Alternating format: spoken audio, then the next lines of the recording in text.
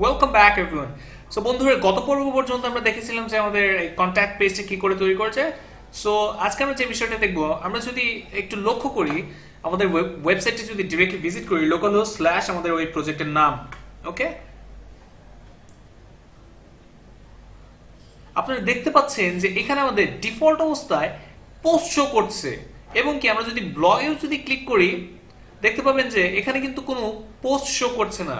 ওকে, but আমরা চাচ্ছি যে ওয়ার্ডপ্রেস বাই ডিফল্ট একটা ব্লগিং প্ল্যাটফর্ম বলে এখানে যখন আমরা একদম এটাকে ভিজিট করছি ওয়েবসাইটটাকে, তখন আমাদের এখানে পোস্ট শো করছে। ওকে, বাট আমরা চাচ্ছি যে হোম পেজে আমাদের এই হোম পেজটা শো করবে, এবং কি যখন আমরা ব্লগে ক্লিক করব, এই ব্লগ নামে এই পেজটাতে ক্লিক করব, তখন আমাদের ওই ব্লগ পোস্টগুলো শো করবে। সো চলুন দেখা যাক সেটা কি করে করা যায়। সেটা করার জন্য সিম্পলি আমি বন্ধুরা এখন আমি এই যে এই সাইটটার ব্যাক এন্ডে চলে আসলাম।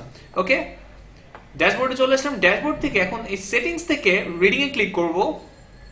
ওকে, রিডিং এ ক্লিক করে এরপর দেখতে পাচ্ছেন এই যে এখান থেকে এই স্ট্যাটিক পেজ, এটাকে সিলেক্ট করব। সিলেক্ট করার পর এখান থেকে হোম পেজ হিসেবে আমরা কোনটা দেখতে চাচ্ছি, হোম পেজ হিসেবে আমি হোমটাকে দেখতে চাচ্ছি, এবং কি পোস্ট পেজ আই মিন আমাদের ব্লগের যে পোস্টগুলো সেগুলো কোথায় শো হবে, জাস্ট এই যে পোস্ট, এই যে এখানে ব্লগ, এই ব্লগ পেজটাতে আমাদের এই পোস্টগুলো শো হবে। ওকে, তাই এগুলো এই দুটো আমি চেঞ্জ করে এখন সেভ করে দিলাম। ওকে, এই বিষয়টা অনেক কনফিউজিং, শুরুর অবস্থায় অনেকেই বুঝতে পারে না। ওকে, সো এখন যদি আমাদের ওয়েবসাইটে যদি ভিজিট করি, ওকে, আমি এগুলো সব কেটে দিচ্ছি। ওকে, দেখতে পাবেন আমাদের ওয়েবসাইটটা কিন্তু যখন আমরা ভিজিট করছি তখন কিন্তু হোম পেজ হিসেবে হোম পেজটা শো করছে, এবং যখন ব্লগে ক্লিক করব তখন কিন্তু এখানে ব্লগ পোস্ট শো করছে। ওকে বন্ধুরা, আশা করি বুঝতে পারছেন কি করে পোস্ট ক্রিয়েট করতে হয়, এগুলো আপনারা জানেন অলরেডি। আমরা অলরেডি এটা বেসিক পার্টে দেখে এসেছি, ওয়ার্ডপ্রেসের পরিচিতি ওই পার্টে।